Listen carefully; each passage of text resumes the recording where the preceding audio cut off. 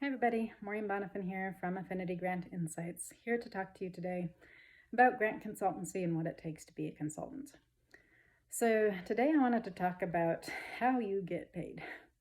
So as an employee, that is fairly straightforward. You do all of the paperwork and the setup once, and you work for as long as you work for that company, and everything essentially automatically happens and you get paid every 2 weeks or a month or whatever your pay schedule is.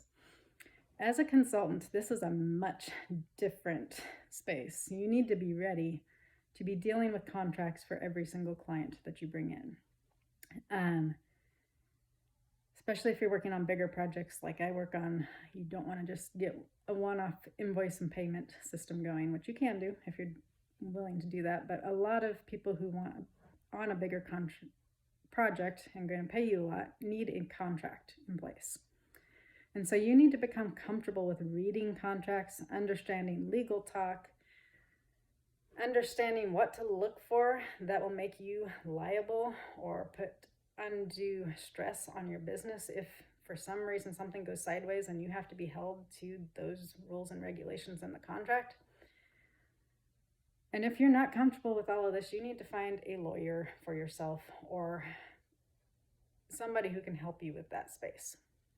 Small business associations can kind of do that, but I found just investing in myself and my own knowledge about contracts was the better option, because now I can spend 15-20 minutes reading a contract and going back and forth real quick with my client to discuss negotiating terms. I was lucky. Part of a lot of that learning I was able to do on my old job, because I used to manage grants cradle to grave at a university, and part of that process was reviewing the contracts and knowing what to look for. So I inherently learned a lot of that on the job. It has paid off in droves as my own consultancy, because I can do a lot of that legal legwork on my own and only rely on the lawyers very minimal amount of time when there's a clause that I'm like, is this thing going to get me in trouble? Can you quickly read it? So if you don't have that knowledge, invest in that knowledge right now so that you can do that on your own, or hire somebody to do it for you and build that into your budget.